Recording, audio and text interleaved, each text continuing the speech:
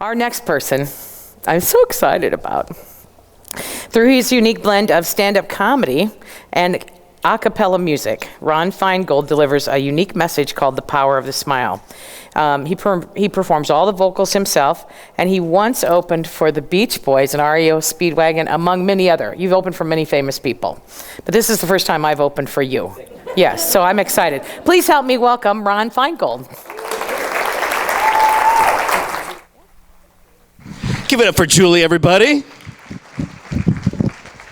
Well, good morning. My name is Ron Feingold. I mix stand-up comedy and a cappella music together. I sing all the backup vocals myself. Every voice you're going to hear coming out of these speakers in a minute is my voice. Even the drum sounds you hear this morning is not a drum machine or a drum set. It's what we call vocal percussion or beatboxing. It's me doing all those drum noises with my mouth or my lips because I can't afford backup singers. It sounds something like this.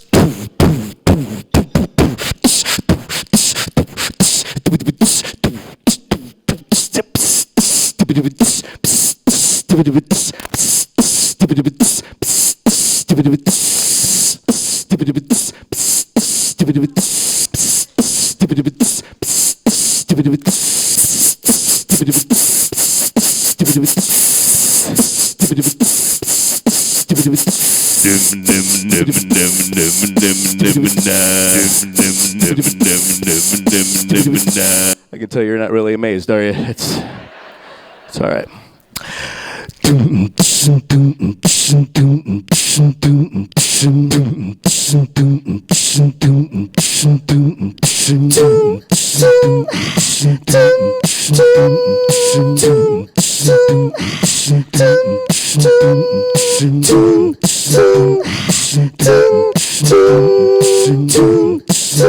I really don't know what this means. I get a feeling not really many people knew what that song was.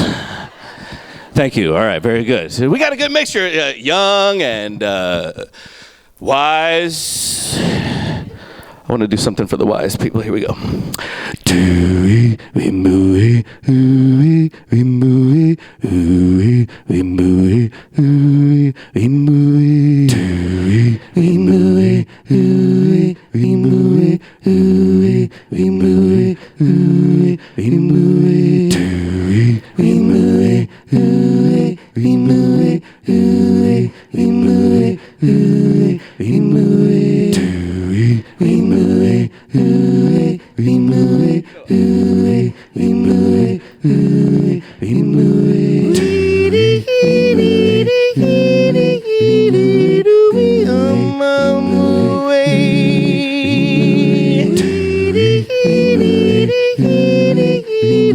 Young guy has no idea what it is. There you go. Oh, you do? All right, good.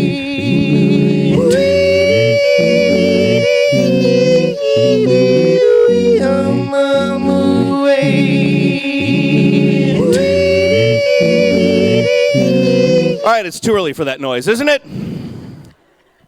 I talk a lot about smiling in my presentation because I think it's important. I think we need a smile revolution in this country, don't you think? We don't talk about the smile that much. We don't focus on it too much, and I want to focus on it a little bit today and talk about why it's important. I think the first thing that you need to know is smiling is infectious. It affects people. I bet if I looked at you straight in the eyes and made eye contact with just a little smile, you get one back. And that's the great thing. I don't think people really focus on that either, is how people smile back at you and how it lifts people up around you and reassures people that you're safe and that you care. The other thing that I want to let you know is that you cannot smile and laugh or smile and worry at the same time. You can't do it. You can't do it. You're doing it now. Are you worried? No. You can't laugh and worry at the same time. It's impossible. The two things cannot exist together. Your mind becomes unilateral when you are smiling. You can't do anything else. I'm sorry. Also want to let you know that, what was the other thing I was going to tell you? That I want to give you an exercise, actually. I want to tell you that if you go through your day and count how many times you can make somebody smile, it can be an individual, it can be a group of people, but count them. Actually make a tally of how, make a goal in that day that I'm going to make people smile. I'm going to show them that I can lift this environment around me just by smiling. Count them up and see how many people that you can get to smile in one day. And I promise you that your world and your relationships will improve. Now, I started doing comedy when I was 19 years old. I got my master's degree about 10 years ago in guidance and counseling. And I learned a lot about smiling, and I learned about a lot about relationships. And when I started doing this at 19, I did a lot of impressions. And these are cartoon impressions. What have you done at 19? You've only watched cartoons pretty much. So that's what I did. But these are old school cartoon impressions. When you see me, I keep on referring to this guy in the orange. You look younger than me. You look like you were raised on Dora the Explorer and Transformers. And you got Rugrats written all over you is what I'm saying. Am I right? I was raised on old school cartoons like the Super Friends, Captain Caveman, Hong Kong Phooey, Augie Doggy and his dear old dad, Jinx the cat, Huckleberry Hound, Tom and Jerry, Droopy the dog, that made me mad, Mr. Dragon. Time to go, dum-dum. Huh? Those Scoobies. Rocky, watch me pull a rabbit. You have no idea what I'm talking about, do you? My parents thought I was a strange kid because they always heard these noises and voices coming out of my room at night. They didn't know what to think. What's the matter with this child? He doesn't have a TV in there or nothing. They got really scared when I started watching Fat Albert and Bill Cosby came into my life. I was 8 years old. I thought it was Bill Cosby. Everywhere. My dad was like, did I give you your allowance yet, Ron? I'd be like this.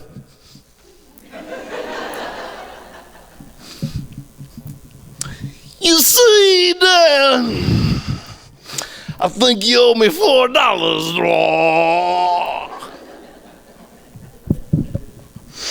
I have 2 children that I love very much, and I wish I could see them more. We were in the doctor's office when we found out my wife was pregnant the first time, and the doctor did a little math. He figured out the conception date, and he was like, guys, it looks like your child was conceived on November 5th. And I swear she looks at the doctor, and she looks at me. She's like, honey, were you home on that day?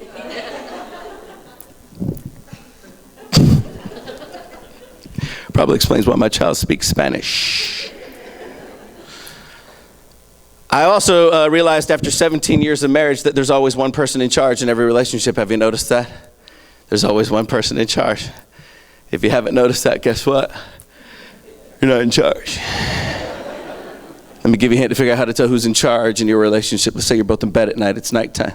You're about to go to sleep. You're both in bed. But you realize that the light is on.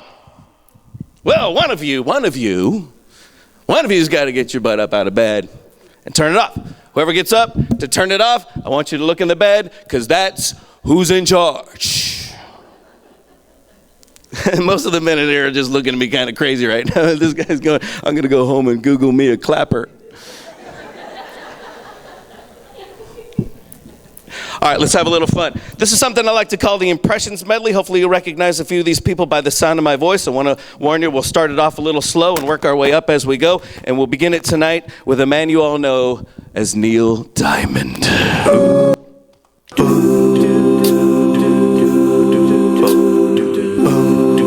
Hello again. Hello. I just called to say hello. I couldn't sleep at all tonight. I know it's late, but I couldn't wait. Ladies and gentlemen, welcome to the stage, Kermit the Frog. Piggy, piggy, can I turn to? You're my favorite piggy, I can hold on to. You know I'm not like the others you dated before. I don't eat eggs and bacon anymore. Piggy, I got your number. You are my favorite swine. Piggy, don't change your number. 8675309. 8675309. 8675309. 8675309. Ladies and gentlemen, welcome to the stage, Joe Cocker.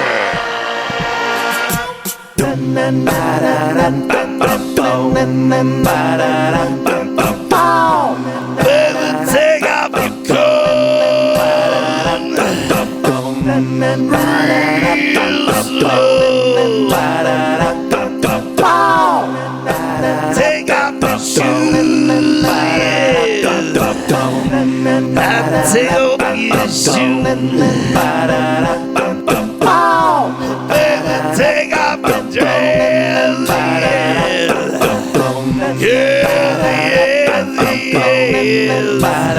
But you can leave your head on. You can leave your head on. You can leave your head on.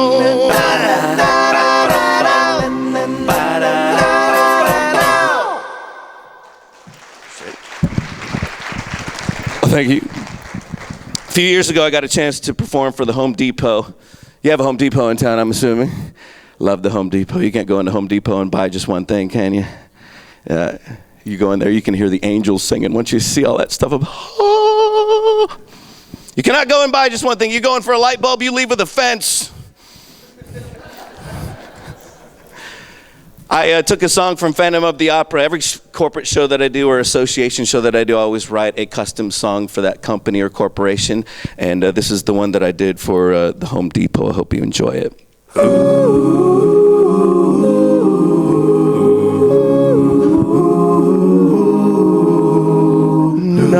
Nighttime, my time at the Home Depot.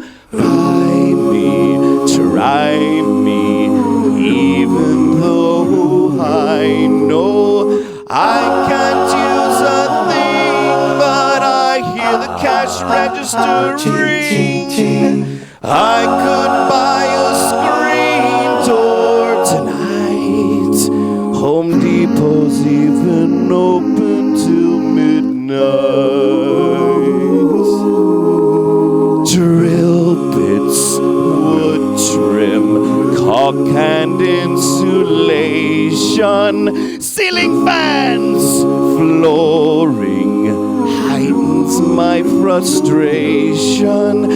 Light bulbs, faucets, doors for my new closets, hardware, custom blinds, a checkout girl named Margaret.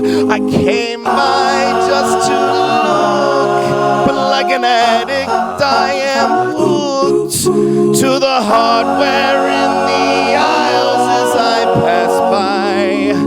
My garage is full of things I shouldn't buy.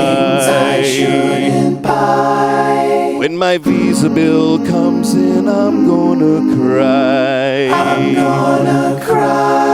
Somebody's gonna have to tell my wife. Thanks for having me, everybody. Have a good one.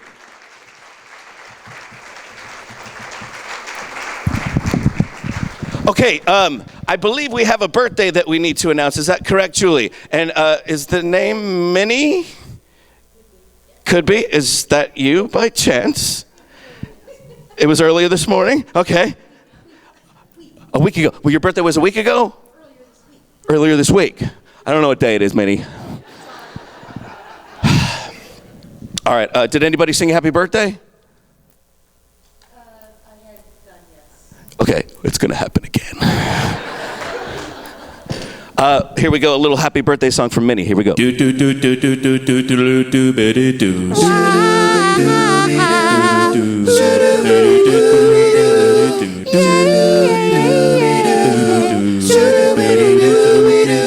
birthday to you. Happy birthday to you. Happy birthday to me. Here's your cake. Happy birthday to you.